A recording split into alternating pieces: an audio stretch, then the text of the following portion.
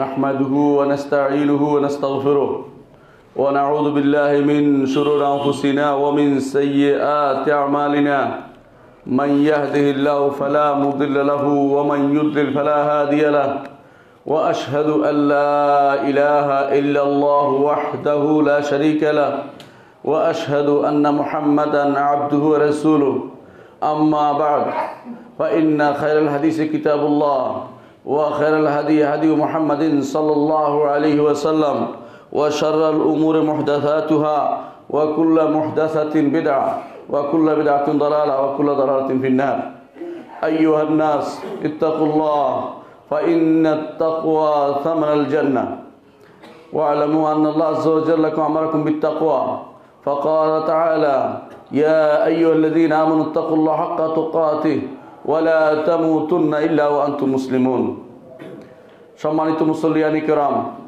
আমি আমার নিজেকে এবং আপনাদেরকে আল্লাহর তাকওয়া অবলম্বন করার জন্য উপদেশ দিচ্ছি। আল্লাহর তাকওয়া অবলম্বন করা এমন একটি জিনিস যা না হলে জান্নাতে যাওয়া কোনোভাবেই সম্ভব হবে না। সামান্যতম তাকওয়ার অধিকারী হতে পারলে, আল্লাহর সন্তুষ্টি লাভে ধন্য হতে পারলে শুধু জান্নাতে যেতে পারবো। এই জন্য প্রত্যেকটি মানুষের তাকওয়া অবলম্বন করা দরকার। তাকওয়া অবলম্বন করার জন্য আল্লাহ তাআলার আযমতকে স্মরণ করা দরকার। মহান রব্বুল ইজ্জত আযীম এবং কবির, তিনি মহান, তার চেয়ে বড় আর কেউ নেই। তিনি সবচেয়ে বেশি শক্তিশালী, তার চেয়ে শক্তিশালী আর কেউ নেই। তিনি সব কিছু নিয়ন্ত্রণ করেন। জীবন ও মৃত্যু তিনি দিয়েছেন। আল্লাযী খালাকাল মাউতা ওয়াল হায়াতা লিয়াবলুয়াকুম আইয়ুকুম আহসানু আমালা। জীবন মৃত্যু তিনি দিয়েছেন যেন পরীক্ষা করতে পারেন কে ভালো আমল করে, উত্তম আমল করে। বেশি আমল না, উত্তম যেন আমল করতে পারে। আর উত্তম আমল হলে মুহাম্মদুর রাসূলুল্লাহ সাল্লাল্লাহু আলাইহি সাল্লামকে অনুসরণ করেই করতে হবে। এই উত্তম আমল করে যেতে পারলে আখিরাতের প্রত্যেকটি কাজ আপনার জন্য মঙ্গলময় হবে। আর যদি আমরা উত্তম আমল করে না যাই, দুনিয়ার কাজে ব্যস্ত হয়ে পড়ি, আখিরাতে আমাদের কোনো কিছুই অবশিষ্ট থাকবে না। এই জন্য মৃত্যুর আগেই আমাদেরকে সাবধান হতে হবে যে মৃত্যু এমন এক জিনিস যার পরে আমাদের আর করণীয় কিছু থাকবে না, করার মতো কিছু নেই। মৃত্যুর পরে আমরা শত চেষ্টা করলেও আর ফিরে আসতে পারবো না, ফিরে আসার কোনো সুযোগ নেই। এই জন্য মৃত্যুর বিষয়ে আজকে আলোচনা করতে চাই। আল্লাহ তাআলা কোরআনে কারীম বলেছেন, ইন্নাল মাউতাল্লাযী তাফিরুনা মিনহু ফাইন্নাহু মুলাকীকুম সুম্মা তুরাদ্দুনা ইলা আলিমিল গায়বি ওয়াশ শাহাদাতি ফায়ুনাব্বিউকুম বিমা কুনতুম তা'মালুন। হে নবী, আপনি বলে দিন, যেই মৃত্যু থেকে তোমরা পালিয়ে বেড়াচ্ছ, মৃত্যু থেকে বাঁচার জন্য বিশ্বের বিভিন্ন বড় বড় হাসপাতালগুলো চষে বেড়াচ্ছ, এই মৃত্যু কিন্তু তোমাদের পেয়েই বসবে। হয়তো যারা হাসপাতালে যাচ্ছে 10 বছর বেশি বাঁচবে, 20 বছর বেশি বাঁচবে, কিন্তু তারপরে আবার কিন্তু তার মৃত্যুই কিন্তু সর্বশেষ কথা। যেই মৃত্যু থেকে বাঁচার কোনো পথ নেই, সেই মৃত্যু থেকে বাঁচার জন্য আমরা সব টাকা খরচ করি, কিন্তু যেখানে যাওয়ার কোনো সন্দেহ নেই, যেতেই হবে, সেখানকার জন্য আমরা কিছুই করি না, সেখানকার চেষ্টা আমরা করি না, আমল করি না। এজন্য প্রত্যেকটি মানুষের উচিত, যা বাস্তব, যা হবেই, মৃত্যু একদিন দুদিন পরে হবে, মৃত্যু হবেই। মৃত্যুর পরের জীবন, যে জীবনের কোনো শেষ নেই, যেটার উপর আমরা ঈমান আনি, আখিরাতের উপর ঈমান না থাকলে ঈমানদার বলে বিবেচিত হয় না, সেই জীবনের জন্য নিজেকে প্রস্তুত করি। এই জন্য মৃত্যুর সময় বা হাসরের মাঠে সবাই বলবে, ইয়া লাইতানি কদ্দামতু লিহায়াতি, হায় আমি যদি আমার জীবনের জন্য কিছু পেশ করতে পারতাম। দুনিয়ার জীবনকে সেখানে জীবন হিসেবে বিবেচনা করা হচ্ছে না, সেখানে বলবে হায় এইটাই তো জীবন। ওয়া ইন্নাল আখিরাতা লাহিয়াল হায়াওয়ানু লাউ কানু ইয়ালামুন। আখিরাতের জীবনই তো জীবন, সেই জীবনের জন্য আমরা কি কিছু প্রস্তুত করতে পেরেছি কিনা? হায় যদি আমি কিছু সেদিনের জন্য কিছু পেশ করতে পারতাম। সেদিন প্রত্যেকটি মানুষ নিজেকে ঠকেছে বলে বিবেচনা করবে, সবাই বলবে যে আমি তো ঠকে এসেছি। সেই জন্য সেদিনের নাম দিয়েছে আল্লাহ তাআলা ইয়াউমুত তাগাবুন, ইয়াউমা ইয়াজমাউকুম লিয়াউমিল জাম'i যালিকা ইয়াউমুত তাগাবুন। যেদিন আল্লাহ তাআলা একত্রিত করার দিনে তোমাদেরকে একত্রিত করবেন, এই দিন ঠক বুঝার দিন, যে আমি তো ঠকে এসেছি। ঈমানদার বলবে হায় রে, যদি আরো কিছু আমল করতে পারতাম, যদি ঘুমিয়ে না কাটাতাম, দুনিয়ার জন্য ব্যস্ত হয়ে না পড়তাম। আর কাফের বলবে হায় রে, যদি ঈমান আনতাম, ঈমানদারদের সাথে যদি চলতাম, ইয়া লাইতানি ইত্তাখাযতু মা'আর রাসূলি সাবিলা, হায় যদি আমি রাসূলের পথে চলতে পারতাম, ঈমানদারদের পথে চলতে পারতাম, মুত্তাকিদের পথে চলতে পারতাম। সেদিন সবাই আফসোস করবে, সেই জন্য কিয়ামতের আরেক নাম হচ্ছে ইয়াউমুত তাগাবুন। এর আগেই মৃত্যু সম্পর্কে আমাদের জানা দরকার। মৃত্যু এমন এক অমোঘ জিনিস যা কোনোদিন কেউ দূরে সরাতে পারবে না। দুনিয়ার সমস্ত শক্তি ব্যয় করেও কেউ কোনোদিন মৃত্যুকে ঠেকাতে পারে না। এর অর্থ হচ্ছে যেটা আসবে এটার জন্য আমাদের প্রস্তুত থাকা দরকার। কোরআনে কারীম আল্লাহ তাআলা বলছেন, কুল্লু নাফসিন যায়িকাতুল মাউত ওয়া ইন্নামা তুওয়াফাউনা উজুরাকুম ইয়াওমাল কিয়ামাহ ফামান যুহজিহা আনিন নার ওয়া উদখিলাল জান্নাতা ফাকাদ ফাজ ওয়া মাল হায়াতুদ দুনিয়া ইল্লা মাতাউল গুরুর। প্রত্যেকটি নফসই মৃত্যুর স্বাদ ভক্ষণ করবে। যাকে তাদেরকে প্রত্যেককে আবার আল্লাহ তাআলা তিনি বলছেন যে প্রত্যেককেই উজুর তার যে কাজ করেছে প্রতিফল দেওয়া হবে কিয়ামতের দিন। যাকে জাহান্নাম থেকে দূরে রাখা হয়েছে, জান্নাতে প্রবেশ করা হয়েছে, সেই তো সফল কাম। দুনিয়ার বুকে মানুষ সফলতার অনেক স্বপ্ন দেখে, বিরাট বাড়ি, বিরাট গাড়ি, অথবা সম্পদশালী হওয়া, অথবা একাকী কোনো কিছু মালিক হওয়া, এটা তাদের কাছে বিরাট সফলতার জিনিস বলে বিবেচিত হয়। কিন্তু আল্লাহ তাআলার কাছে সেটা সফলতা নয়। আল্লাহ তাআলা বলছেন সফলতা হচ্ছে ফামান যুহজিহা আনিন নার ওয়া উদখিলাল জান্নাতা ফাকাদ ফাজ ওয়া মাল হায়াতুদ দুনিয়া ইল্লা মাতাউল গুরুর। দুনিয়ার বুকে হচ্ছে, দুনিয়া হচ্ছে পুরোটাই মাতাউল গুরুর, ধোকার সামগ্রী। ধোকার সামগ্রী, যেখানে যা পেয়েছেন সেটা আপনি নিয়েছেন, কিন্তু কোনোটাই নিয়ে যেতে পারবেন না, সবই রেখে চলে যেতে হবে। অথচ এটা পাওয়ার জন্য কত না কি করে, একে অপরকে হত্যা করে, মারামারি করে, হানাহানি করে, দুনিয়ার যত নিকৃষ্ট কাজ তা করে শুধুমাত্র দুনিয়া পাওয়ার জন্য। আখিরাত পাওয়ার জন্য নিকৃষ্ট কাজ করতে হয় না, ভালো কাজ করলে আখিরাত পাওয়া যায়। আখিরাতের বাড়ি ভালো কাজের মধ্যে রয়েছে। লিমান আতাবাল কালাম, উত্তমভাবে কথা বলবে, উত্তমভাবে এবং সালাম দিয়ে মানুষকে, মানুষ ঘুমিয়ে আসে নিজে মানুষের অজান্তে সালাত আদায় করবে, মানুষকে খাওয়াবে। রাসূলুল্লাহ সাল্লাল্লাহু আলাইহি ওয়াসাল্লাম তাদের জন্য বলেছেন জান্নাতের দ্বার রয়েছে তাদের জন্য, ঘর রয়েছে তাদের জন্য। কিন্তু দুনিয়ার বুকে মানুষ হানাহানি মারামারিতে লিপ্ত, সেটার প্রতিফল তারা সেদিন পাবে মৃত্যুর পরেই। আল্লাহ তাআলা কোরআনে কারীম আরো বলছেন, কুল্লু মান আলিয়া ফান ওয়া ইয়াবকা ওয়াজহু রাব্বিকা যিল জালাল ওয়াল ইকরাম। দুনিয়ার বুকে যা আছে সবই ধ্বংস হবে, সবই ধ্বংস হবে। একমাত্র রব্বুল আলামিনের চেহারা এবং সত্তা ব্যতীত কোনো কিছুই অবশিষ্ট থাকবে না, সবই তিনি ধ্বংস করবেন। আবার তিনি কামা বাদানা আউওয়ালা খালকিন নুঈদু ওয়া'দানা আলাইনা ইন্না কুন্না ফাইলিন। প্রথম যেভাবে সৃষ্টি করেছি আবার সেভাবে আমরা সৃষ্টি করব। আল্লাহ বলছেন যে ওয়াদা করছি, এটা আমার উপর ওয়াদা, ইন্না কুন্না ফাইলিন, অবশ্যই এটা আমরা করবই করব। আল্লাহ তাআলা সেটা বলছেন। আল্লাহর কথার উপরে ঈমান রেখে আমরা বিশ্বাস করি, আমরা দৃঢ়ভাবে বিশ্বাস করি যে আখিরাতে আমাদের আল্লাহর সামনে নিতে হতে হবে, আল্লাহর সামনে আমরা উপস্থিত হব। সেখানে যাওয়ার আগে দুনিয়ার বুকে আমাদেরকে অনেক অবস্থায় আমাদেরকে পার করতে হয়। আল্লাহ তাআলা কোরআনে কারীম বলছেন, লা তারকাবুন্না তাবাকান আন তাবাক। দুনিয়ার বুকে তোমার অবস্থা বিভিন্ন রকম হয়, কখনো ভীত থাকি, কখনো নিরাপদ হয়ে যাই, কখনো অসুস্থ থাকি, কখনো সুস্থ হই, কখনো আমি যুবক থাকি, কখনো বৃদ্ধ হয়ে যাই, কখনো আমার অবস্থা থাকে যে আমি সচ্ছল, কখনো অসচ্ছল থাকি, বিভিন্ন অবস্থার মধ্যে থাকি। কিন্তু ধীরে ধীরে সুম্মা রাদাদনাহু আসফালা সাফিলিন, মৃত্যুর কাছে আমাকে আত্মসমর্পণ করতেই হয়, মৃত্যুর কাছে আমাকে নিজেকে সঁপে দিতেই হয়। কোনোভাবেই মৃত্যু থেকে পার পাওয়ার কোনো সুযোগ আমার থাকে না। এই জন্য মৃত্যুর বিষয়টি আমাদের স্মরণ করা উচিত। একজন মানুষের যখন মৃত্যুর সময় হয় তখন কী করবে?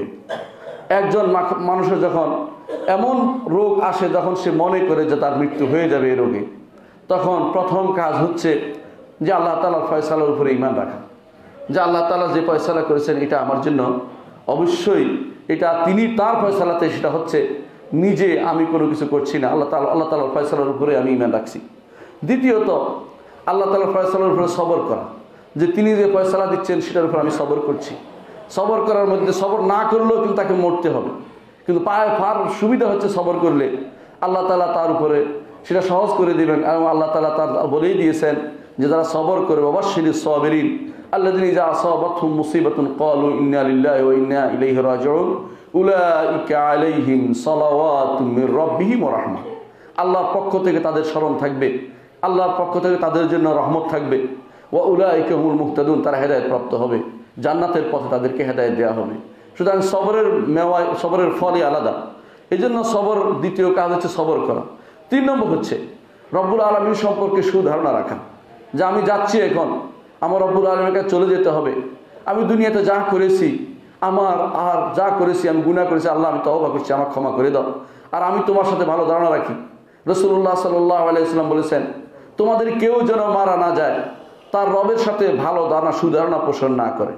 অর্থাৎ যখন মৃত্যুর সময় তার দায়িত্ব হচ্ছে আল্লাহ সম্পর্কে সুধারণা পোষণ করে। কি ধরনের সুধারণা পোষণ করবে? যে আল্লাহ, আমি অপরাধী, কিন্তু আমি তোমার মাপ থেকে, ক্ষমা থেকে কখনো আমি নিজেকে আলাদা করতে পারছি না, আলাদা ভাবতে পারছি না। আমি ক্ষমা প্রাপ্তির আশা করি, তুমি আমাকে ক্ষমা করে দিবে এবং তুমি আমাকে জান্নাত দিবে, তুমি আমার কবরের অবস্থা সহজ করে দিবে, প্রশ্ন উত্তর আমাকে ব্যবস্থা করে দিবে। এই সবই ভালো ধারণা আল্লাহর উপর রাখতে হবে।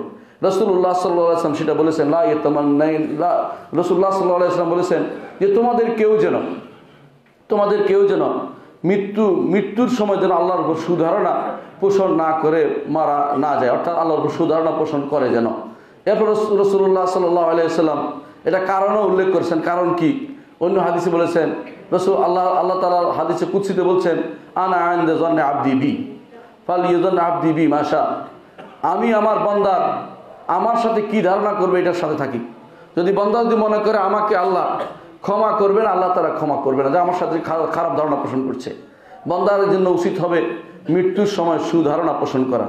এই জন্য রাসূলুল্লাহ সাল্লাল্লাহু আলাইহি ওয়াসাল্লামের কাছে হাদিসে কুদসিতে আল্লাহ তাআলা বলছেন যে ফালিয়াযান্নি বি মা শা, বান্দা যেন আমার উপর ভালো ধারণা পোষণ করে সে মারা যায়। 5 নম্বর হচ্ছে আল্লাহর কাছে শুধু আরোগ্য চাইবে। যদি আরোগ্যের দোয়া করবে, মৃত্যু দোয়া কখনো করবে না, আরোগ্যের দোয়া করে বলবে আল্লাহ তুমি একমাত্র আমাকে শেফা দিতে পারো। আর 6 নম্বর হচ্ছে যে সে মানুষের হক এবং আল্লাহর হক আদায় করে দিবে। মানুষের হক, আল্লাহর হক আদায় করে বিস্তারিত আমরা বলবো ইনশাআল্লাহ। 7 নম্বর হচ্ছে তার ওসিয়তটি লিখে রাখবে। আমাদের অনেকেই ওসিয়তের ব্যাপারে গাফেল। রাসূলুল্লাহ সাল্লাল্লাহু আলাইহি ওয়াসাল্লাম বলেছেন যে একজন মানুষের কখনো উচিত নয় 2টি রাত্রি পার হবে সে তার ওসিয়তটি লিখবে না। ওসিয়ত লেখা উচিত। কিছু ওসিয়ত আছে ওয়াজিব ওসিয়ত, ওয়াজিব ওসিয়তের ব্যাপারে গুরুত্ব দেওয়া উচিত। ওয়াজিব অর্থ ফরজ ওসিয়ত কোনটা?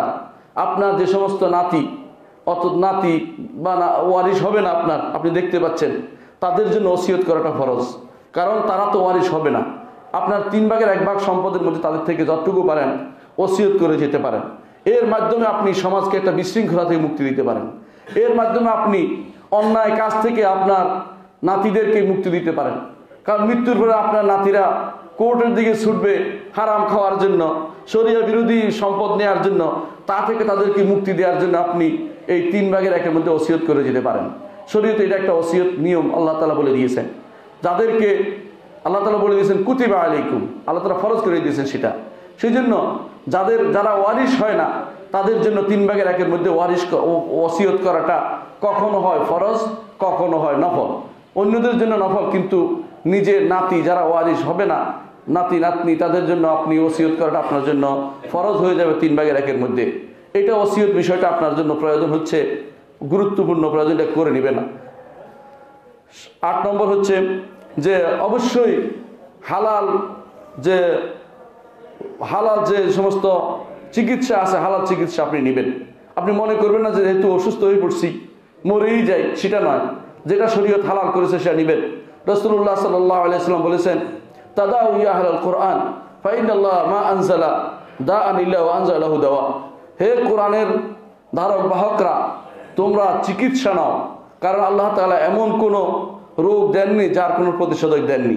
কেউ জানেনি, এই জন্য হয়তো দূরে আছে। জানার অবশ্যই চেষ্টা করতে হবে, প্রতিষেধক নিতে হবে যতক্ষণ পর্যন্ত সেটা হালাল হয়। 9 নম্বর হচ্ছে চেষ্টা করা উচিত একজন মুসলিম ডাক্তারকে দেখানোর, একজন মুসলিম ডাক্তারের কাছে যাওয়া। কারণ মুসলিম ডাক্তার ছাড়া অন্য কেউ আপনার আমানত যথাযথ রক্ষা করবে না। এবং আপনার নারী যদি থাকে সেখানে তার আমানতের খেয়ানত হবে তার মাধ্যমে। এই জন্য মুসলিম ডাক্তারকে যতটুকু পারা যায় মুসলিম ডাক্তারের কাছে চিকিৎসা করানো। আর সেই সময় মৃত্যুর সময় যারা থাকবে তাদের উপর কিছু কর্তব্য হচ্ছে যে যারা অসুস্থ রোগী আছে, মৃত্যুপথ যাত্রী বা অসুস্থ আছে, তাদেরকে দেখতে যাওয়া। এটা সুন্নাত। রাসূলুল্লাহ সাল্লাল্লাহু আলাইহি ওয়াসাল্লাম বলেছেন, কেউ যদি কোনো অসুস্থ রোগীকে দেখতে যায়, যতক্ষণ পর্যন্ত সে রুগী দেখার মধ্যে অবস্থান করবে ততক্ষণ পর্যন্ত সে যেন জান্নাতের বাগানে বিচরণ করছে। এটুকু সুযোগ কিন্তু নিতে পারে রুগী দেখার মধ্যে। যদি নিজের রুগী না হোক হাসপাতালে অন্য রুগী দেখতে যেতে পারেন, এই সুযোগ আপনি পেতে পারেন। যখনই শুনবেন যে রুগীকেও তাকে দেখার জন্য এই সময়টুকু ব্যয় করবেন, এটা আখিরাতের সময় বলে বিবেচনা করবেন। অনুরূপভাবে রাসূলুল্লাহ সাল্লাল্লাহু আলাইহি সাল্লাম তিনি অসুস্থ রুগীকে তওবা করার জন্য স্মরণ করিয়ে দেওয়ার কথা তিনি মানুষদের বলে দিয়েছেন, তওবা করার কথা। অনুরূপভাবে যে যারা ওখানে থাকবেন তাদের উচিত হবে যে মৃত্যুর পর যাত্রী যারা আছে তাকে ওসিয়ত করার জন্য নির্দেশ দিবেন, যে আপনি অন্যদের জন্য ওসিয়ত করে দেন, যাদের ওসিয়ত করা দরকার। ভালো কাজ থাকলে আপনার কোনো কিছু করার দরকার থাকলে আমাদের বলুন, কিছু আশা আছে কিনা বলুন, তার কাছ থেকে সেটা জেনে নেবেন। তারপরে আর একটা হচ্ছে যে সে অসুস্থ যদি হয়, 12 নম্বর হচ্ছে সে যদি অসুস্থ হয়, তো অসুস্থ হওয়া অবস্থায় বেশিরভাগ মানুষই দেখা যায় শুধু মানুষের কাছে দোষ ত্রুটি বলতে আরম্ভ করে, অমুকে এটা করছে এই জন্য হয়েছে, অমুকে এটা করছে এই জন্য হয়েছে। এটা কিন্তু শরীয়ত বলে না। শরীয়ত বলে যে আপনার যত অভিযোগ আল্লাহর কাছে দিবেন। অভিযোগ জাতীয় জিনিস আল্লাহর কাছে, আল্লাহ আমি পারছি না, তুমি দেখছো, আমার কষ্ট হচ্ছে, তুমি দেখছো, তুমি ছাড়া আমার কষ্ট লাঘব করার কেউ নেই। কিন্তু আমাদের সমস্যা হচ্ছে যখন অসুস্থ মানুষ কাউকে দেখে তার কাছে যত রকমের কান্নাকাটি আরম্ভ করতে শুরু করে দেয়, সে তার কিছুই করতে পারবে না, তাকে ভালো করতে পারবে না, তার কাছে বলার কোনো মানেই হয় না। তার কাছে শুধুমাত্র ওইটাই বলতে পারবেন যেটা হচ্ছে বলার যে ঘটনা আমার হচ্ছে, যাতে করে কোনো প্রতিশোধ দেওয়া যায়, এমন লোকের কাছে বলতে পারবেন। ডাক্তারের কাছে বলতে পারবেন যে আমার এই সমস্যা হচ্ছে, কিন্তু যে কিছুই করতে পারবেন তার কাছে শুধু বলে বেড়ানো, এটা আল্লাহ তাআলার তাকদীরের উপরে ফোড়ন কাটা, তাকদীরের বিরুদ্ধে যাওয়া, আল্লাহর নির্ধারণের বিরুদ্ধে আপত্তি তোলা, এটা শরীয়তে জায়েজ নাই। এই জন্য দেখেন যে ইয়াকুব আলাইহিস সালাতু ওয়াস সালাম তিনি বলছিলেন, ইন্নামা আশকু বাতি ওয়া হুজনি ইলাল্লাহ, আমি তো আল্লাহর কাছে শুধু শিকায়ত করছি, আমার যে সমস্ত সমস্যা, আমার যে সমস্ত পেরেশানি একমাত্র আল্লাহর কাছেই শুধুমাত্র আমি প্রকাশ করছি।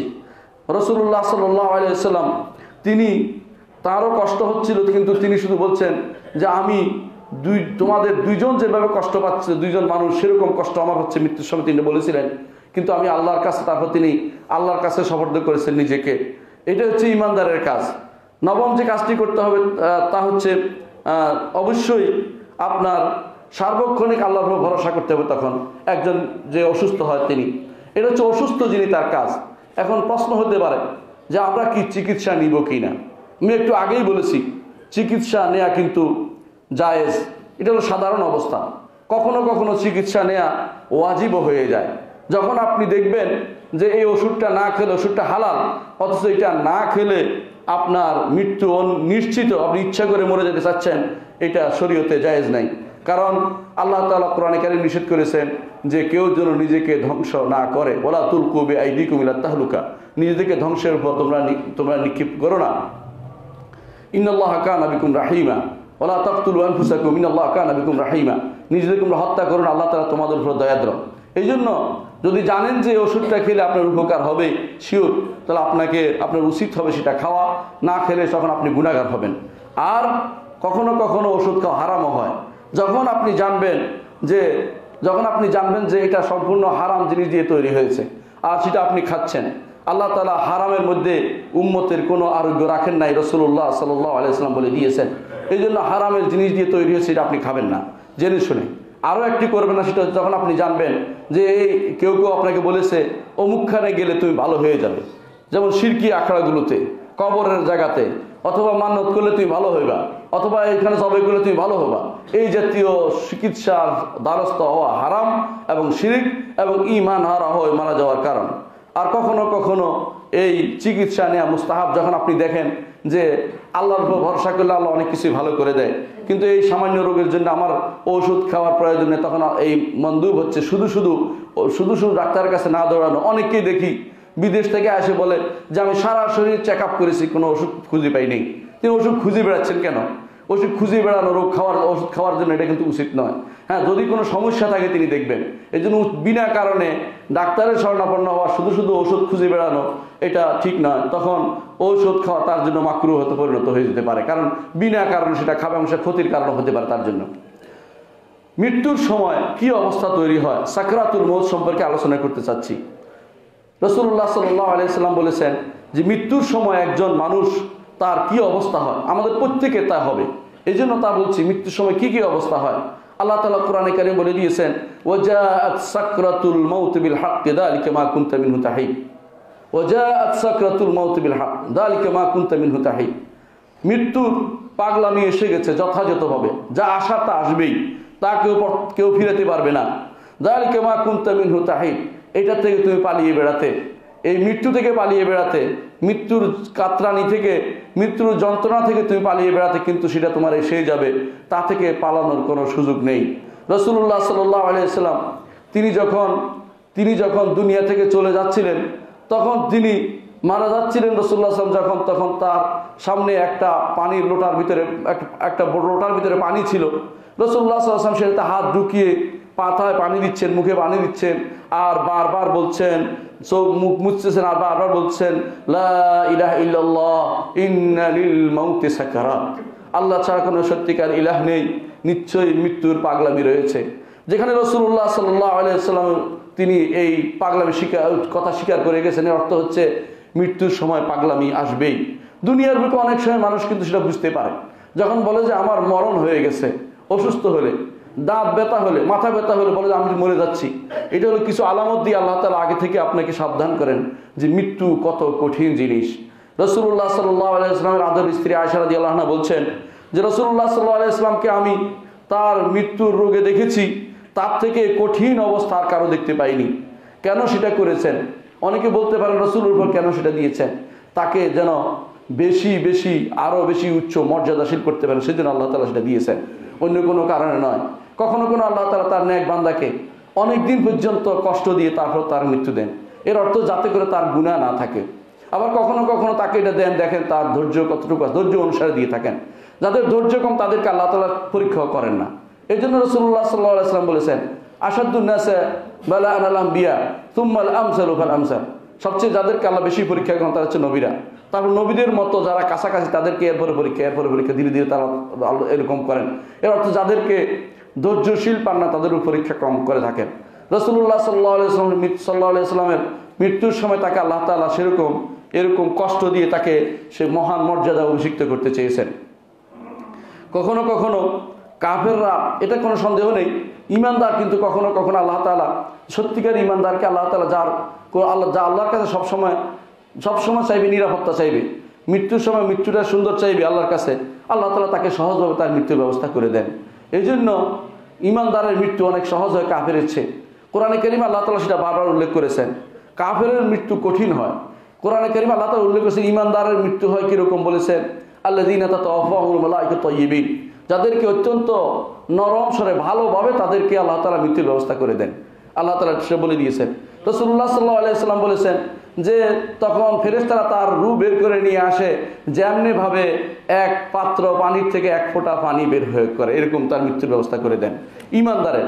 এর বিপরীতে কাফেরের মৃত্যু কঠিন করে দেন। হাদিসে বারা ইবনে আযিব রাদিয়াল্লাহু আনহু হাদিসে এসেছে যে রাসূলুল্লাহ সাল্লাল্লাহু আলাইহি ওয়াসাল্লাম বলেছেন যে এমন ভাবে তার রূহটা বের করে আনে, যখন সে মালাকুল মউতকে দেখে তখন রূহ তার সারা শরীরে পালিয়ে যায়, আঙ্গুলের মাথার পর্যন্ত চলে যায়। তখন আল্লাহ তাআলা ফেরেশতারা তাকে পিটিয়ে তার আঙ্গুলের মাথা থেকে রূহকে টেনে একসাথে করে তারপর বের করে নিয়ে আসে। তার উদাহরণ দেওয়া হয়েছে যেমনিভাবে যে একটি বর্ষা বা বল্লম যেমনিভাবে ভিজা তুলোর মধ্যে দিয়ে টেনে আনতে যেভাবে সব কিছু নিয়ে বের হয়, সেভাবে কাফেরের রূহ সেভাবে তার সারা শরীর থেকে সেভাবে বের করে নিয়ে আসে। নাউযু বিল্লাহি মিন যালিক। আল্লাহ তাআলা কোরআনে কারীমে উল্লেখ করেছেন, ওমান আল্লাহু মিম্মান ইফতারা আলাল্লাহি কাযিবান আও ক্বালা উহিয়া ইলাইহি ওয়া লাম ইউহা ইলাইহি শাই ওমান ক্বালা সাউনজিলু মিসলা মা আনজালাল্লাহ ওয়ালাউ তারা ইযিয যালিমুনা ফি গামারাতিল মাউত ওয়াল মালায়েকাতু বাসিতু আইদিহিম আখরিজু আনফুসাকুম আল-ইয়াওমা তুজজাউনা আযাবাল হুন বিমা কুনতুম তাকুলুনা আলা গায়রিল হক ওয়া কুনতুম আন আয়াতি তাস্তাকবিরুন। আল্লাহ তাআলা বলছেন তার থেকে বড় জালেম আর কেউ নেই যে ব্যক্তি আল্লাহর উপর মিথ্যাচার করে অথবা বলে যে আমার কাছে কোনো ওহী এসেছে, যেমন কাদিয়ানি বা তথাকথিত এই ভণ্ড নবুয়তের দাবিদাররা, মুসাইলামা কাযযাব, আসওয়াদ আল আনাসি, এই গোষ্ঠী যারা মিথ্যা নবুয়তের দাবি করেছিল, আল্লাহ তাআলা তাদের সম্পর্কে বলছে এটা হচ্ছে সবচেয়ে বড় জালেম। তারপর আল্লাহ তাআলা বলছেন ওমান ক্বালা সাউনজিলু মিসলা মা আনজালাল্লাহ, আর তারাও বড় জালেম যারা বলে আল্লাহ যেরকম নাজিল করেছেন আমিও সেরকম নাজিল করতে পারি, আল্লাহর বিধানের মতো আমি বিধান দিতে পারি, আল্লাহ যা বলে আমি বলতে পারি, আমি করতে পারি। তারা মনে করে এরকম দুনিয়ার বুকে হয়তো কেউ কেউ মুখে বলে না, কিন্তু কার্যক্রমে সেটা করে থাকে, তাদের কার্যক্রমে সেটা বোঝা যায়, এরাও সবচেয়ে বড় জালেম। আল্লাহ তাআলা তাদের সম্পর্কে বলছেন ওয়ালাউ তারা, আপনি যদি দেখতেন অবস্থাটা কত ভয়াবহ অবস্থা হবে, ইযিজ যালিমুনা ফি গামারাতিল মাউত, জালেমরা যখন মৃত্যুর অবস্থায় পতিত হয়েছে, মৃত্যুর মুখোমুখি হচ্ছে, ওয়াল মালাইকাতু বাসিতু আইদিহিম, ফেরেশতারা হাত প্রসারিত করেছে।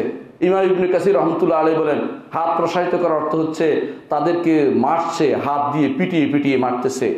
আইদি আখরিজু আনফুসাকুম, তোমাদের রূহ তোমরাই বের করো, আল ইয়াউমা তুজজাউনা আযাবাল হুন বিমা কুনতুম তাকুলুনা আল্লাহি গায়রা হাক্কি, আজকে তোমাদেরকে কঠিন অপমানজনক শাস্তি তোমাদেরকে দেওয়া হবে, কারণ তোমরা আল্লাহর উপর মিথ্যা কথা বলতে, আল্লাহর উপর নাহক কথা বলতে। আল্লাহর উপর নাহক কথা বলার মানুষ আজ দুনিয়াতে ভর্তি হয়ে গেছে, না জেনে বহু কথা বলছে, নিজেরা বিভিন্ন দাবি করে আজ আল্লাহর উপর মিথ্যাচার করে যাচ্ছে। এই লোকগুলি সাবধান হওয়া উচিত যে এই শাস্তি তাদের জন্য অপেক্ষা করছে, এবং আল্লাহ তাআলা তাদের জন্য শাস্তি রেখেছেন যারা আন আয়াতিহি তাস্তাকবিরুন, আল্লাহর বিধান, আল্লাহ তাআলার বিধানকে মানার ক্ষেত্রে অহংকার করে, আল্লাহর বিধান তারা মেনে নিতে স্বীকার করে না, আল্লাহর বিধান তারা মেনে নেয় না। যাদেরকে আল্লাহ তাআলা এই কষ্ট, মৃত্যুর কষ্ট থেকে রেহাই দিবেন, রাসূলুল্লাহ সাল্লাল্লাহু আলাইহি ওয়াসাল্লাম তাদের মধ্যে একজনের কথা উল্লেখ করেছেন। রাসূল বলেছেন যা শাহীদ ফিল মা'রাকা, যুদ্ধের ময়দানে যারা শহীদ হবে তাদেরকে আল্লাহ তাআলা এই কঠিন কষ্ট থেকে মুক্তি দিয়েছেন। রাসূলুল্লাহ সাল্লাল্লাহু আলাইহি ওয়াসাল্লাম বলেছেন আশ-শাহীদু লা ইয়াজিদু আলামাল কাতলি ইল্লা কামা ইয়াজিদু আহাদুহুম আলামাল কুরসাতি, একজন শহীদ মৃত্যুর কষ্ট এরকম পাবে যেমনিভাবে একজন কোনো একটা পিঁপড়া কামড় দিলে যেরকম ব্যথা পায় সেরকম একটা ব্যথা পাবে, এর মাধ্যমে তার মৃত্যু নিশ্চিত হয়ে যাবে। এজন্য এইটা হচ্ছে সবচেয়ে সহজ মৃত্যু, কিন্তু এর অর্থ এই নয় যে এখানে সেখানে মারামারি হানাহানি করে মারা যেতে হবে, এটা বলা হচ্ছে না। যদি কোনোদিন সেটার অবস্থা হয় এবং সেটা যুদ্ধ কায়েম হয়ে যায় তখন শুধুমাত্র সেটা করা যাবে, এর আগ পর্যন্ত যেখানে সেখানে হানাহানি মারামারি করে সেটা পাইলে সেটা কঠিন হবে, আত্মহত্যা না নামান্তর হবে, সেটা যেন কেউ না করে। মৃত্যুর সময়ে কি অবস্থা হয়, মৃত্যুর সময় কি হয় জানেন, যদি প্রত্যেকটি মানুষ যদি ইমানদার না হয়, ইমানদার হলে আলাদা কথা, সাধারণ যদি কোনো গুনাহগার হয় অথবা যদি কোনো কাফের হয়, মৃত্যুর সময় সে চাইবে যে আবার দুনিয়াতে যেন ফিরে আসে। কেন ফিরে আসে? কাফের হলে বলবে যে আমি যেন ইসলাম গ্রহণ করতে পারি, মৃত্যুর সময় তার এই অবস্থা তৈরি হয়। আর যদি কোনো অপরাধী হয় তখন সে চাইবে যে দুনিয়াতে ফিরে আসে তওবা করতে পারি। আল্লাহ তাআলা কোরআনে কারীমে বলছেন হাত্তা ইযা জা আহাদাহুল মাউত, তাদের মৃত্যু যখন এসে যায়, ক্বালা রাব্বিরজিউনি, মৃত্যুর সময় বলে আল্লাহ আমাকে ফেরত দিয়ে দাও, আল্লাহ আমাকে দুনিয়াতে ফেরত দাও। কেন? লাআল্লি আ'মালু সালিহান ফীমা তারাকতু, যাতে করে আমি ভালো কাজ করতে পারি, কারণ অনেক জিনিস রেখে চলে আসছি, এবারে গেলে আর বাড়িতে এটা ওইটা রাখবো না, সোনা চাঁদি রাখবো না, আল্লাহর রাস্তায় দিয়ে দেবো, এইটা করবো না ওইটা করবো না, সব আল্লাহর জন্য দিয়ে দেবো, কারণ আমি দেখে গেছি আখিরাত, এখন আর ভুল নাই, আর ভুল করবো না। কিন্তু আল্লাহ তাআলা বলছেন কাল্লা, কখনো নয়, ফিরে যাওয়ার সুযোগ নেই। ইন্নাহা কালিমাতুন হুয়া কাইলুহা, এটা তো একটি কথা, তারা বলবেই, তাদের কথার কথা, কিন্তু আল্লাহর কাছে এটার কোনো মূল্য নেই। আল্লাহ তাআলা বলছেন ওয়া মিন ওয়ারাইহিম বারযাখুন ইলা ইয়াউমি ইউবআতুন, এরপরে তাদের জন্য অপেক্ষা করছে, সামনে তাদের জন্য অপেক্ষা করছে বারজাখী জীবন। বারজাখ অর্থই হচ্ছে কবর, এরপরে তাদের জন্য কবর অপেক্ষা করছে, কিয়ামত পর্যন্ত তারা সে কবর অবস্থান করতে থাকবে। এর অর্থ হচ্ছে মৃত্যুর সময় যারা ফাসিক আছে, ফাজির আছে, যারা অনুরূপভাবে কাফের আছে, তারা অনেকে আশা করবে দুনিয়া ফিরে আসতে, কিন্তু কাজ হবে না। অনেক সময় আপনারা দেখতে পান মৃত্যুর সময়কে বলে অমুককে এত টাকা দাও, অমুককে এত টাকা দাও, এর আগ পর্যন্ত তার খবর ছিল না। এর অর্থ হচ্ছে তারা তখন আখিরাত দেখে ফেলেছে, আর আখিরাত দেখে ফেলার পরে আর কোনো কিছু গ্রহণ করা হবে না। এই জন্য ঈমানও গ্রহণ করা হবে না কারো মৃত্যু এসে গেলে, ঈমান গ্রহণ করা হবে না, কারো মৃত্যু এসে গেলে তখন আর তওবা কবুল করা হবে না। আল্লাহ তাআলা কোরআনে কারীমে বলেছেন ইন্নামাত তাওবাতু আলাল্লাহি লিল্লাযিনা ইয়ামালুনা সুআ বিজাহালাতিন, তওবা তো আল্লাহর কাছে তাদের জন্য যারা গুনার কাজ করে না জানা অবস্থায়। জাহালা অর্থ আলেম হইল যদি অপরাধ করে তাহলে জাহালাতের মধ্যে আছে, না জানা অবস্থায়। সুম্মা ইয়াতুবুনা মিন কারিব, তারপর দ্রুত তারা তওবা করে। দ্রুত অর্থ কি? অর্থাৎ মৃত্যু আসার আগে তারা তওবা করে। দ্রুত অর্থ এই নয় যে আপনি দ্রুত করলেন 1 মিনিটে, এটা না, মৃত্যু আসার আগ পর্যন্ত আপনার সময় আছে। এতক্ষণ পর্যন্ত আপনি তওবা করেন, আল্লাহ তাআলা তাদের তওবা কবুল করবেন। রাসূলুল্লাহ সাল্লাল্লাহু আলাইহি ওয়াসাল্লাম এই জন্য বলেছেন, আল্লাহ তাআলা তিনি তার হাত বিছিয়ে রাখেন রাতের অপরাধীকে দিন আসার আগে তিনি ক্ষমা করে দেওয়ার জন্য, দিনের অপরাধীকে রাত আসার আগে ক্ষমা করার জন্য তিনি হাত বিছিয়ে রেখেছেন। আল্লাহ তাআলা পশ্চিম দিগন্তে সূর্য এক পশ্চিম দিগন্তে তিনি একটি দরজা খুলে রেখেছেন, যে সূর্য পশ্চিম দিগন্তে ওঠার আগ পর্যন্ত যারা তওবা করবে সেই দরজা দিয়ে তার তওবা উপরে উঠবে, সেটা কবুল করবেন আল্লাহ তাআলা। এর অর্থ হচ্ছে তওবার কবুলের সময় রয়েছে, সে সময়ের অর্থ ঈমান যদি না থাকে তওবা কবুল হবে না, ঈমান থাকলে তার তওবা কবুল হবে। ঈমান তওবা কি? ঈমান এবং ঈমানের সাথে মিলে আপনাকে জান্নাতে প্রবেশ করতে হবে, ঈমান এবং তওবার সাথে থাকতে হবে আপনাকে। আল্লাহ তাআলা বলছেন, ওয়ালাইসাতিত তাওবাতু লিল্লাযিনা ইয়ামালুনা সাইয়্যাত, তাদের জন্য তওবা নয় যারা গুনাহ করছেই, হাত্তা ইযা হাদারা আহাদাহুমুল মাউত, তারপর যখন মৃত্যু এসে গেল, ক্বালা ইন্নী তুবতুল আন, আমি এখন তওবা করছি। ওয়ালাল্লাযিনা ইয়ামুতুনা হুম কুফার, তাদের জন্য তওবা না, তারা মারা গেছে কাফের অবস্থায়, তাদের জন্য কোনো তওবা নেই। উলাইকা আতাদনা লাহুম আযাবান আলীমা, তাদের জন্য আমরা প্রস্তুত রেখেছি কঠিন শাস্তি। আল্লাহ তাআলা সেটা সূরা নিসাতে বলেছেন। রাসূলুল্লাহ সাল্লাল্লাহু আলাইহি ওয়াসাল্লাম বলেছেন, ইন্নাল্লাহা ইয়াকবালু তাওবাতাল আবদি, ইন্নাল্লাহা ইয়াকবালু তাওবাতাল আবদি মা লাম ইউগারগির, আল্লাহ তাআলা বান্দার তওবা কবুল করেন যতক্ষণ পর্যন্ত তার শেষ নিঃশ্বাস না এসে যায়, অর্থাৎ মৃত্যুর সময় উপস্থিত না হয়, অর্থাৎ মালাইকাতুল আযাব না দেখে। যখন মালাইকাতুল আযাব দেখে তখন আর তওবা কবুল হবে না, কারণ সে আখিরাত দেখে ফেলেছে। এখন আর ঈমান বিল গায়বে তার মর্যাদা বাকি নেই। ঈমান বিল গায়বের উপরেই আল্লাহ তাআলা জান্নাত নির্ধারণ করে দিয়েছেন, যারা আল্লাযিনা ইউমিনুনা বিল গায়ব, গায়বের উপর যারা ঈমান আনবে। এর বিপরীতে ঈমানদার কি করে? ঈমানদার যখন দেখে তার উপর আলামত আসে, মৃত্যুর আলামত আসে, এখন সে দেখতে পায় মালাইকাতুর রহমতকে দেখতে পায় দূরে, যে মালাইকাতুর রহমত আসছে দূর থেকে। এখন তাকে বলতে থাকে যে হে নফসুত তাইয়্যিবা, বের হয়ে আসো। ঈমানদার তখন খুশিতে তার অন্তর ভরে যায়, ঈমানদার অন্তর খুশিতে ভরে যায়। এই জন্য রাসূলুল্লাহ সাল্লাল্লাহু আলাইহি ওয়াসাল্লাম বলেছেন, মান আহাব্বা লিকা আল্লাহ আহাব্বাল্লাহু লিকাহু, কেউ আল্লাহর সাথে সাক্ষাতের পছন্দ করে, আল্লাহ তাআলাও তার সাথে সাক্ষাৎকে পছন্দ করেন। এই জন্য ঈমানদার তখন মনে বলে যে হ্যাঁ, আমি আল্লাহর সাথে সাক্ষাৎ করতে যাব, খুশি হয়ে যায়। এই জন্য আয়েশা রাদিয়াল্লাহু আনহা বলছেন যে ইয়া রাসূলুল্লাহ, আমরা তো সবাই মৃত্যুকে অপছন্দ করি, অপছন্দ করি, তো আমরা তো আল্লাহর সাথে সাক্ষাতের কথা পছন্দ করছি না এখনই। তখন রাসূলুল্লাহ সাল্লাল্লাহু আলাইহি ওয়াসাল্লাম তাদের সেই ভুল ভেঙে দিলেন। তিনি বললেন যে লাইসা কাযালিকা, ওইটা উদ্দেশ্য নয়। উদ্দেশ্য হচ্ছে একজন ঈমানদার যখন মৃত্যুর সময় উপস্থিত হয়, হাদারাহুল মাউতু বুশরা বিরিদওয়ানিল্লাহি ওয়া কারামাতিহি, যখন মৃত্যুর সময় উপস্থিত হয় তখন তার আল্লাহর সন্তুষ্টি এবং আল্লাহ তাআলার কাছে তার যে মর্যাদা রয়েছে সেটা সুসংবাদ তাকে দেয়া হয়। তখন তার কাছে সবচেয়ে বেশি প্রিয় হয় ওইদিকে চলে যাওয়া, পিছনের দিকে ফিরে আসা তার আর কোনো আশঙ্কা থাকে না। তখন সে আল্লাহ তাআলাকে ভালোবাসে, আল্লাহ তাআলার কাছে যাওয়াকে ভালোবাসে, আল্লাহ তাআলা তখন তাকে ভালোবাসতে আরম্ভ করে। আর কাফের যখন তার মৃত্যুর সময় আসে তখন সে দেখতে পায় সামনে তার জন্য যে কি কঠিন শাস্তি রয়েছে, তার সেটা দুঃসংবাদ তাকে দেওয়া হয়। তখন সে আর সামনে এগোতে চায় না, সে ফিরে আসতে চায়, বলে যে আমাকে ফেরত দাও, আমি এখন ঈমান আনবো, এখন ফেরত দাও, আমি এখন তওবা করবো, আমি এটা করবো। কিন্তু তখন তার সে সুযোগ থাকে না। রাসূলুল্লাহ সাল্লাল্লাহু আলাইহি ওয়াসাল্লাম বলেছেন, এই জন্য কাফের সে আল্লাহর সাথে সাক্ষাৎ করতে অপছন্দ করে, ঈমানদার আল্লাহর সাথে সাক্ষাৎ করাকে সবসময় পছন্দ করে থাকে। রাসূলুল্লাহ সাল্লাল্লাহু আলাইহি ওয়াসাল্লাম তার মৃত্যুর সময় কি বলেছেন দেখেন। তিনি যখন তার মৃত্যুর সময় তিনি বলছেন, আল্লাহুম্মা গফিরলি ওয়ারহামনি ওয়ালহিকনি বিরাফিকিল আলা, আল্লাহ আমাকে ক্ষমা করে দিন, আমাকে আপনি রহমত করুন, আমাকে উত্তম সঙ্গীদের সাথে মিশ্রিত করুন, অর্থাৎ আগে যারা চলে গেছে নবীন, সিদ্দিকিন, শুহাদা, সালেহিনদের সাথে আমাকে যেতে দিন। অর্থাৎ রাসূলুল্লাহ সাল্লাল্লাহু আলাইহি ওয়াসাল্লাম তিনি আখিরাতমুখী, তিনি চেয়েছেন আখিরাত। কেন? জান্নাতের সুসংবাদ প্রাপ্ত হয়ে তিনি আখিরাত চেয়েছেন। ঈমানদার সেজন্য আখিরাতের দিকে যাওয়ার জন্য, যে জান্নাতের নেয়ামত দেখার জন্য সবসময় ব্যস্ত হয়ে পড়ে। এটা তার বিরাট প্রাপ্তি। আরও পরেও যখন তাকে ঈমানদার রূহ চলে যাওয়ার পরেও যখন তাকে কাঁধে নিয়ে যাওয়া হয় তখনও ঈমানদারের লাশ বলতে থাকে যে হাদিসে রাসূলুল্লাহ সাল্লাল্লাহু আলাইহি ওয়াসাল্লাম বলেছেন, যদি নেককার যদি লাশ হয় সে বলে কাদ্দিমুনি, আমাকে এগিয়ে দাও সামনে, কাদ্দিমুনি, আমাকে সামনে যাও, সামনে নিয়ে যাও। ওয়া ইন কানাত গায়রু সালিহা, আর যদি নেককার না হয় ক্বালাত লি আহলিহা, তখন সে তাদের কাঁধে নিচ্ছে, তাদেরকে বলে ইয়া ওয়াইলাহা আইনা ইয়াযহাবুনা বিহা, তোমাদের কি হলো, আমাকে নিয়ে কোথায় যাচ্ছ? ইয়াসমাউ সাওতুহা কুল্লু শাইইল ইনসান, মানুষ ব্যতীত সবাই তার শব্দ শুনতে পায়। যদি মানুষ শুনতো, রাসূলুল্লাহ সাল্লাল্লাহু আলাইহি ওয়াসাল্লাম বলেন, তাহলে সে বেহুশ হয়ে যেত, সে প্রাণ হারিয়ে ফেলতো। রাহুল বুখারী, ইমাম বুখারী হাদিসটি বর্ণনা করেছেন। এর অর্থ হচ্ছে লাশ পর্যন্ত বুঝতে পারে কোথায় সে যাচ্ছে। ইমানদার হলে ইমানদার লাশ বলে যে আমাকে সামনে নিয়ে যাও, ওইটা আমার জায়গা, ওদিকে আমি যাই। আর কাফের এবং ফাসিক ফাজির হলে কোথায় নিয়ে যাচ্ছ আমাকে, আমার সামনে বড় মহাবিপদ, কেন ওদিকে নিয়ে যাচ্ছ, কেন ওদিকে নিয়ে যাচ্ছ, এভাবে সে চিৎকার করতে থাকে। মৃত্যুর আকাঙ্ক্ষা করা কি জায়েজ আছে কিনা? কোনো অবস্থাতেই মৃত্যুর আকাঙ্ক্ষা করা জায়েজ নেই। রাসূলুল্লাহ সাল্লাল্লাহু আলাইহি ওয়াসাল্লাম বলেছেন, লা ইয়াতামান্নায়ান্না আহাদুন মিনকুমুল মাউতা লিদুররিন নাযালা বিহি। কারো বিপদ হলেই কেউ যেন তোমাদের মৃত্যুকে যেন আকাঙ্ক্ষা না করে। যদি কারো মৃত্যুর আকাঙ্ক্ষা মৃত্যুর কামনা করতেই হয়, তখন একটা দোয়া যেন করে, সেটা হচ্ছে আল্লাহুম্মা আহইনি মা কানাতিল হায়াতু খায়রাল লি।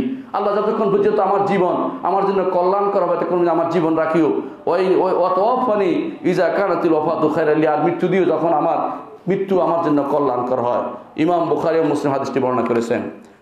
সম্মানিত মুসল্লিয়ান কিরাম, মৃত্যুর সময় অনেক সময় শয়তান এসে মানুষকে বিভ্রান্ত করতে পারে এবং অনেকের কাছে আসে, অনেকের কাছে আসে না। বিশেষ করে যারা খুব মানসম্মত মানুষ, জ্ঞানী মানুষ, তাদেরকে শয়তান ধোঁকা দিতে বেশি চেষ্টা করে। রাসূলুল্লাহ সাল্লাল্লাহু আলাইহি ওয়াসাল্লাম বলেছেন, ইন্নাশ শায়তান ইয়াহদুরু আহাদাকুম ইনদা কুল্লি শাইইন মিন শানি। এক শয়তান সব বান্দার প্রত্যেকটি কাজের মধ্যে এসে হাজির হয়। এটা শয়তানের একটা কাজ। এই জন্য ইমাম আহমদ ইবনে হাম্বল যখন মারা যাচ্ছিলেন, তখন তিনি বারবার বলছেন লাইসা বাদু, লাইসা বাদু। একবার হুশ হওয়ার পরে জিজ্ঞাসা করলেন তার ছেলে, আপনি লাইসা বাদু বলছেন কেন? তখন বললেন যে, তিনি হুশ হওয়ার পর বললেন যে, শয়তান আমাকে দূর থেকে বলছিল যে আহমদ ইবনে হাম্বল তুমি তো পার পেয়ে গেলে, তোমাকে ধরতে পারলাম না। আর আমি বলছি এখনো পার হই নাই, তুমি আমাকে এখনো ধোঁকা দিতে চাচ্ছ, এখনো আমি পার হই নাই, এখনো ধোঁকা দিতে চাচ্ছ, এটাই আমি বলছি। এর অর্থ হচ্ছে শয়তান মাঝে মধ্যে মৃত্যুর সময় এই অবস্থা আসে। কিন্তু আল্লাহ তাআলা বলেছেন, ইউসাব্বিতুল্লাহুল্লাযিনা আমানু বিল কাউলিস সাবিত। ঈমান আনবে যারা, তাদেরকে আল্লাহ তাআলা কাউলুস সাবিত লা ইলাহা ইল্লাল্লাহ তাদের মুখ দিয়ে জারি করে দিয়ে আল্লাহ তাআলা তাদেরকে হেফাজত করেন এবং তাদেরকে সেই বিপদে শয়তানের ওয়াসওয়াস থেকে তাদেরকে দূরে রাখেন। মৃত্যুর সময় মৃত্যুর জন্য কিভাবে আপনি প্রস্তুতি নেবেন, মৃত্যুর জন্য একজন মানুষ কিভাবে প্রস্তুতি নেবে?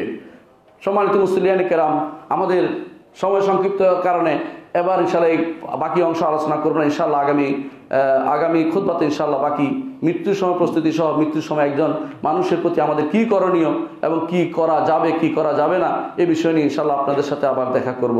আল্লাহ আমাদের সহায় হন। আকুলু কাউলি হাযা ওয়া আস্তাগফিরুল্লাহ লি ওয়া লাকুম ওয়া লিসাইরিল মুসলিমিন ফাস্তাগফিরু ইন্নাহু হুয়াল গাফুরুর রাহিম।